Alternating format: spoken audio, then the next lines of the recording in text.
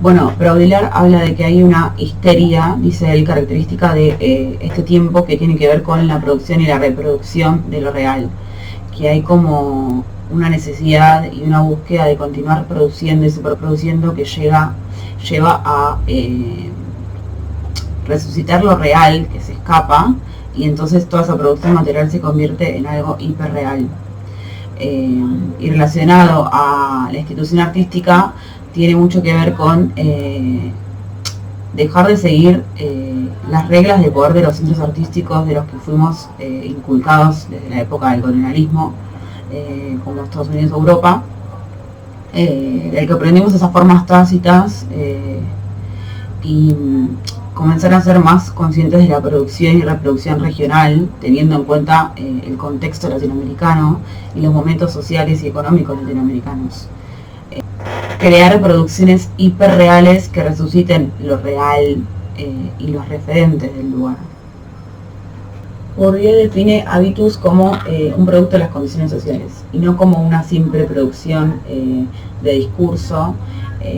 sino como la producción de un discurso que se ajusta a una situación o más bien, como dice él, a un mercado o a un campo. Sirve para que las palabras sean atinadas y para que produzcan el efecto deseado, y para no decir no solo las palabras gramaticalmente correctas, sino las que son socialmente aceptadas. La legitimidad lingüística es señalar que nadie puede ignorar la ley lingüística. En este mercado hay leyes que ejercen un efecto muy importante de censura en aquellos que no pueden solo hablar en situación de lenguaje espontáneo y que están como condenados al silencio en las situaciones oficiales, donde hay elementos políticos, sociales o culturales importantes. Bourdieu dice que hay mercado lingüístico cada vez que alguien produce un discurso dirigido a receptores o personas que son capaces de evaluarlo, apreciarlo o darle un precio. Sea en una situación social determinada, con personas o interlocutores más o menos de la misma clase social, que en general es elevada. En este mercado hay relaciones de fuerza y hay leyes que determinan los precios, que hacen que todos estos productores de productos lingüísticos no sean iguales. O sea que hay productores que tienen privilegios de entrada. Y el capital lingüístico viene a significar que hay ganancias lingüísticas. Es el poder que tienen sobre los mecanismos de formación de los precios lingüísticos, para hacer que funcionen en su propio provecho las leyes que forman esos precios, y así poder recoger la plusvalía específica. Específica porque un capital no solo se define, porque solo se define y funciona como tal, y genera ganancias en un mercado determinado. Para que se ejerzan estos efectos del capital y de la dominación lingüística, el mercado tiene que estar relativamente unificado, o sea que los locutores tienen que estar sometidos a la misma ley de determinación de los precios de las producciones lingüísticas. Entonces, el poder que adquieren los productores en este mercado lingüístico hace que funcionen en su propio provecho las leyes de estos precios, y que puedan recoger la plusvalía, que es el aumento de valor. Esto se ve estrechamente relacionado al mercado de arte y de las exhibiciones, más que nada en la dominación de las formas de la lengua artística y académica que ejerce el mercado de arte central, digamos, que sería Europa y Estados Unidos. Un buen ejemplo es la apertura del Museo de Arte Moderno de Buenos Aires, que se inauguró como una muestra de arte moderno que incluye obras, por ejemplo, de Pollock o de Kooning, que fueron enviadas por el Museo de Arte Moderno de Nueva York. Entonces, es una gran manera de legitimar las formas y los estilos de estos grandes productores de arte, con el privilegio de seguir manejando el mercado artístico a su favor. Bueno, Walsh dice que la naturaleza artística del arte contemporáneo es cada vez más mundial y global, y que hay como un nuevo estadio en el desarrollo del mundo, en el cual hay un imperio que emerge como un nuevo orden global, y esto decanta en una nueva forma de soberanía. Entonces invita a descentralizarse y desterritorializarse, y pensar como más allá de la nación, pero siempre contemplando las múltiples realidades nacionales. Entonces surge este nuevo concepto que es el artista como etnógrafo, que nace de la necesidad de reivindicar lo local dentro de lo global, y que tiene más que ver con lo identitario y con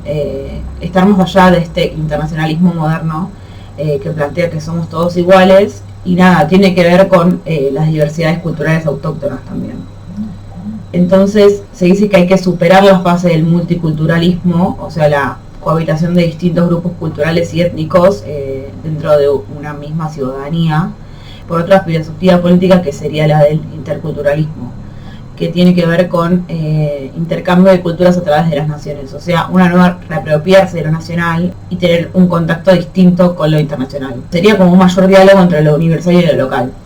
Bueno, Utah se concentra en libros, catálogos y artículos de dos periodos, de los 60, cuando estaba el internacionalismo en el arte latinoamericano, y en el 90 con el quinto centenario del descubrimiento de América. Por ejemplo, hay una edición de Arte en América del 59 que es un texto sobre arte latinoamericano, que ahí es como que define los sentidos del arte de América como una mezcla y una amplia tradición, y remarca esta cosa de que no se interpreta América como sinónimo de Estados Unidos, sino que América es todo el territorio que va desde el Círculo Ártico de Canadá hasta Tierra del Fuego. Otra cosa que dice es que el arte de América debe interpretarse como el arte de una sola América, no norte y sur. Por otro lado está Gómez Sicre, que dice que hay tareas que el arte latinoamericano debe seguir para facilitarle la tarea a los líderes, como por ejemplo abriendo nuevos museos, estableciendo valores o formas artísticas,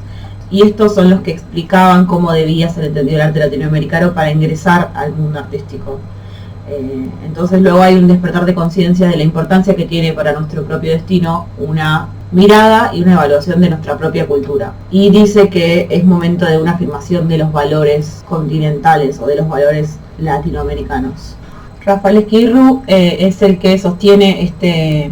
principio de originalidad del arte latinoamericano, y que dice que las formas de expresión son internacionales, pero que los artistas latinoamericanos las usan de una manera distinta y original, como por ejemplo pueden ser las apropiaciones del pop que se hicieron en Buenos Aires. Luego Marta Traba habla de que no existimos ni como expresión artística ni fuera de los límites de nuestro continente americano, y que tiene que ver con que el arte moderno es un proyecto imperialista que descalifica a las llamadas provincias culturales, y entonces es cuando surge esta cultura de la resistencia que se organiza como un verdadero renacimiento de lo que es el dibujo y el grabado, y que se hace una reconexión política y cultural con la región latinoamericana, digamos. Alonso define a América Latina como una unidad territorial que se basa en la diversidad, en la desigualdad y en la contradicción, y que tiene constantes tensiones que hacen que esté regida por una heterogeneidad característica que hace que sea la base de la identidad latinoamericana. Y esto sucede cuando se integra al mundo occidental, renunciando a su propia historia latinoamericana y volviéndose parte del mundo europeo. Y es el siglo XIX cuando esta identidad latinoamericana se va construyendo a partir de un corte con el pasado indígena, el cual aplica como una fecha de fundación, límites territoriales, procesos que fueron apropiados, para luego después crear un panteón nacional que funde la historia como hacia el futuro, nunca mirando hacia atrás. Y todo esto es lo que va a ser la base de la escolarización. Juan Hacha dice que en el siglo XX hay un despertar de conciencia latina que ayuda a que se consoliden tendencias artísticas y territorialidades autónomas. Y que desde esto sucede porque desde 1920 se intensifican los nacionalismos, se busca plasmar lo colectivo entre la tensión entre el indigenismo y el nacionalismo, y que se busca redefinir el concepto de arte occidental y superar esa dependencia cultural que tenemos de las centralidades artísticas. Lo que sostiene es que solo de esta manera se puede llegar a teorías y prácticas que sean verdaderamente latinoamericanas. Entonces, según él, hace falta desarrollar un pensamiento propio regional. Porque con este pensamiento propio regional lo que dice es que se modificarían las obras y que cambiaría también la forma en la que son percibidas. Flores Ballesteros analiza la historia y la actualidad dentro del contexto de la globalización y dice que es muy importante recuperar lo nacional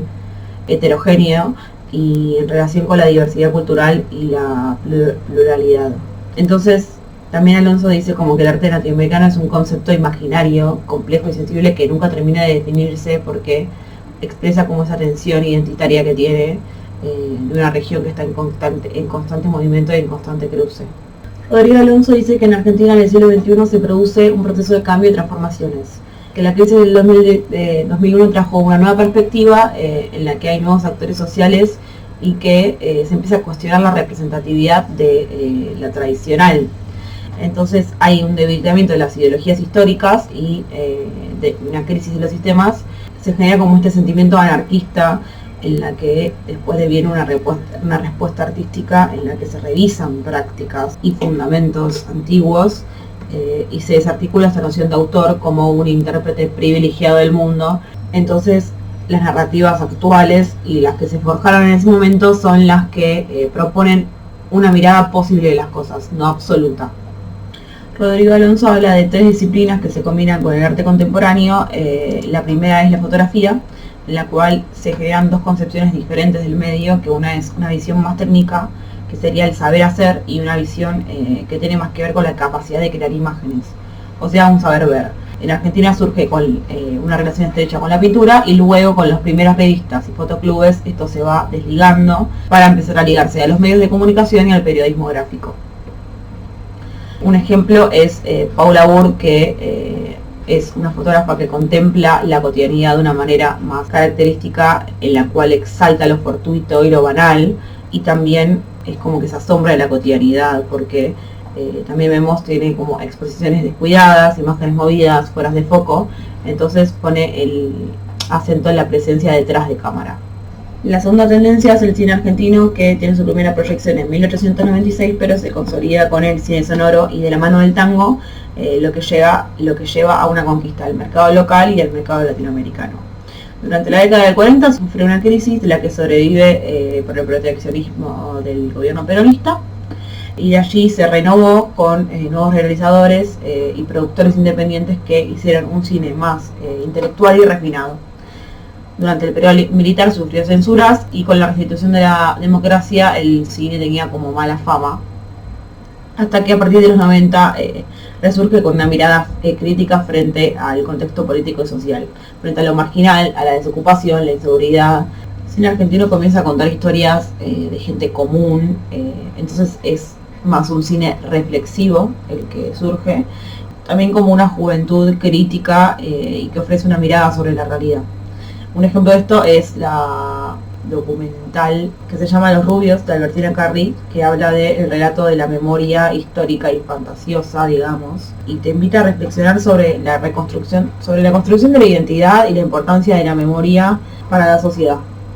La tercera tendencia es el videoarte, que surge de nuevos formatos como son los videoclips o las videoinstalaciones, al mismo tiempo que se crean circuitos de exhibiciones y festivales dedicados a las obras electrónicas. Este se consolida en los 90 con un uso cada vez más frecuente de la computadora como una herramienta de tratamiento con las imágenes y con la edición. Entonces, este videoarte ingresa en un nuevo milenio como una de las grandes manifestaciones artísticas del momento. Flores Ballesteros habla de lo moderno como el momento en el que surgen nuevos marcos teóricos y empiezan a revisarse muchos conceptos que fueron aceptados sin antes haber sido criticados. También se reconoce el rol de la educación en la inculcación del arbitrario y lo relaciona con una necesidad de universalización, de cómo dejar de lado las diferencias regionales o locales y neutralizarlas, y relaciona mucho el arte con lo que pasa en cada país latinoamericano que tiene una prehistoria precolombina y colonial, pero que considera que su historia comienza a partir de la independencia y de su emergencia como un Estado-nación. Entonces lo relaciona con que los primeros artistas salen de las academias europeas, que viajan a Europa, donde pensaban que solamente allí se aprendía, se enseñaba y se exhibía el arte. Entonces luego acá, cuando vuelven, plasman en imágenes los rostros y los hechos que son fundantes de la identidad nacional.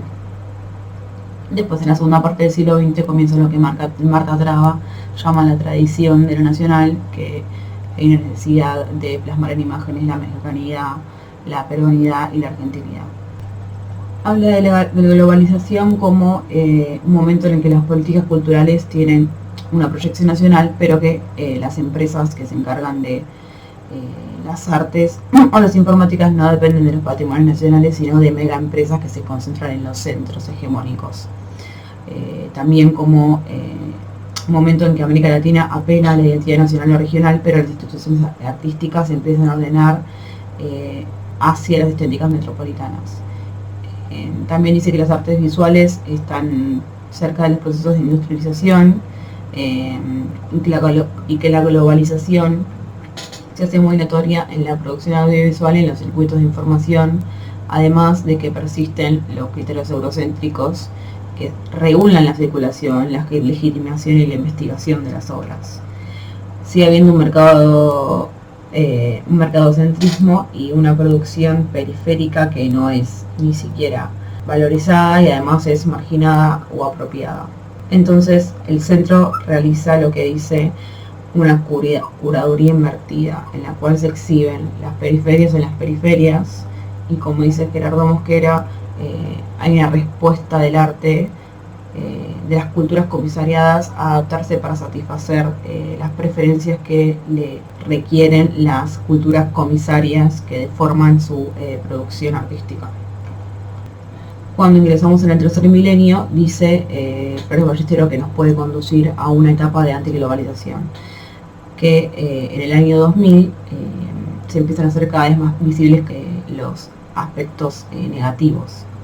de la globalización, como pueden ser la crisis de los estados nacionales, la crisis de las instituciones, la crisis de la democracia, la crisis del trabajo, del arte, de la ciencia, el deterioro ecológico, de los conflictos étnicos, las luchas religiosas y un montón de cosas más. Entonces empiezan a crecer los movimientos antiglobalización en los que participan ecologistas, estudiantes, artistas, trabajadores ocupados o desocupados, y habla también de la problemática argentina, de un arte argentino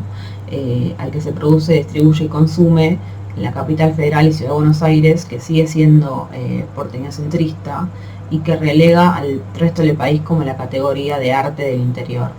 Entonces este conflicto es el que tensiona la mayor parte de las historias del arte. Viñolo habla de dos maneras de criticar la modernidad. Una es la postcolonial, que habla de las historias y de las herencias que nos deja el colonialismo, y la otra la postmoderna, que habla de los límites de la narrativa hegemónica de la historia occidental. Entonces la razón postcolonial tiene que ver con un grupo de prácticas teóricas que se manifiestan a raíz de estas herencias que nos deja el colonialismo y de la intersección de la historia moderna y de las historias que son opositoras de eso, o sea, de las historias coloniales. Lo postcolonial, como lo postmoderno, se caracteriza por ser deconstruccionista, por ser intertextual, intercultural, que empieza como a decodificar la historia, que intenta descentralizar ese arte y a generar algo más heterogéneo y algo más diverso. Entonces la razón postcolonial se presenta como lo contramoderno y como un lugar de disputa entre la expansión occidental, digamos, y hace que sea posible cuestionarse el espacio intelectual de la modernidad. Entonces las prácticas teóricas postcoloniales son más asociadas a los pueblos o a los individuos que vienen de sociedades que tuvieron fuertes herencias coloniales o que fueron adoctrinadas en ese sentido. García Canclini habla de unos cambios en los mercados simbólicos que llevan como a una ruptura de lo anterior. Entonces hay como una crisis de la modernidad en la que se transforman las relaciones entre lo tradicional y el modernismo cultural que se impone, y en América Latina especialmente hay una actitud más de subestimación irónica, dice él, que tiene que ver con preguntarse por qué vamos a andar preocupándonos por la posmodernidad si en realidad nuestro continente no tiene los avances modernos, o sea, como que nunca llegaron. Entonces la modernidad es vista como una máscara o como algo más elitista, y ha pasado a ser como una ingenuidad premoderna, dice él, en el que un Estado protege la producción del país propio o en función de los intereses populares, y entonces dice que es como que hay que tratar de revisar lo propio y lo oculto y lo popular, y elaborar un pensamiento más latinoamericano en el sentido de más abierto y más sensiblemente colectivo. Hay que concebir a América Latina como una articulación más compleja de tradiciones y modernidades, donde se puede coexistir de múltiples maneras. Escobar habla del arte latinoamericano centrándose en el arte indígena. y centrándose en los sistemas complejos que crearon de producción artística ellos y que fueron extinguidos o arrasados durante el colonialismo. Entonces habla de que el modernismo trata de reconsiderar estas figuras que fueron dadas de baja en ese momento y que es algo complejo porque el arte occidental moderno trata de que el arte requiera ciertos cumplimientos de requisitos, como pueden ser una autonomía formal, una genialidad individual, una renovación constante del arte, una innovación que sea transgresora, un carácter único y original de cada obra. Y el problema de estos requerimientos es que funcionan como un canon universal de cualquier producción artística y además como un argumento para poder descalificar aquella que no entre en esas cláusulas, digamos. Entonces todo esto a la vez está impulsado por la hegemonía, que lo convierte como en una única manera de mirar el mundo y denunciarlo, y además las expresiones de arte indígena no llegan a esos requisitos. Entonces el reconocimiento de un arte diferente, dice él, que puede llegar a apoyar también a que los pueblos indígenas logren su autodeterminación y su derecho a un territorio propio y una vida digna. Habla de que el arte indígena es un arte popular porque se afirma desde la expresión de la diferencia y ante el poder hegemónico como algo alternativo, y además que genera tendencias ambivalentes que pueden ser tendencias conservadoras o tendencias disidentes. Y habla del arte popular latinoamericano como un arte de distintas colectividades que elaboran sus propias historias y anticipan modelos sustentables y distintos. Entonces propone otras maneras de representar lo real y de movilizar. El arte latinoamericano, dice él, se desarrolla mediante estrategias de resistencia y conservación, apropiándose, copiando y transgrediendo modelos metropolitanos. Él dice que hay que tratar de reivindicar al arte latinoamericano a partir de posiciones propias latinoamericanas y determinadas por nuestros intereses específicos. Entonces esto va a determinar vamos a poder ejercer una diferencia cultural, no como una resistencia defensiva, sino como un gesto político que afirme y que obedezca a nuestras propias reglas. Admi Loliti es un artista visual argentino que hace una exposición en el Museo de Arte Moderno de Buenos Aires que se llama Museo Peluche en 2019. En esta se concentra en intervenir sobre distintos conceptos de la cultura occidental, como puede ser lo espiritual, lo racional, la naturaleza y la cultura, lo femenino y lo masculino, y empieza como a repensar lo binario y la identidad no solo latinoamericana sino personal en relación a las artes. Como lo hace intentando comunicar en sus obras la fuerza de lo que está siendo negado en la modernidad, que puede ser lo infantil o lo tierno, por ejemplo, cuestionando el modo en que se ha construido la historia del arte y sus protagonistas con una teoría feminista y contemplando las diversidades de género. Utiliza el poder del arte para dar a conocer esta desigualdad de género latinoamericana y mundial, proponiendo una ficción medio como utópica y pacífica a la vez, jugando con el espacio y sus dimensiones, con los colores, con lo agradable, donde puedes ir paseando, leyendo y descansando entre pinturas y entre personajes simpáticos. Entonces, dentro de la exposición también funciona la escuela de arte feminista, que ella llama la Escuela Feminista de Pintura, que está diseñada como una instalación y como un aula activa al mismo tiempo. Vinoliti ofrece clases abiertas a personas de todas las edades en esa aula activa, en la que se van compartiendo debates de distintos temas sobre los cuales ella tiene una ideología marcada e intenta transmitir al participante de su obra, el cual está lleno de murales coloridos, donde hay coloraciones de artistas y de teóricos y teóricas del campo cultural argentino, y que se propone atravesar la historia del arte desde una mirada crítica. Entonces, el objetivo que tiene esta exposición es revisar los géneros tradicionales de la pintura, y siempre desde una mirada disidente y educando sobre la marginalidad de estas. Esta escuela propone cuestionar la tradición de las artes y el predominio de lo masculino sobre lo femenino, la desigualdad y las narrativas hegemónicas que siguen legitimando la historia del arte y el mundo artístico occidental de una manera desigual.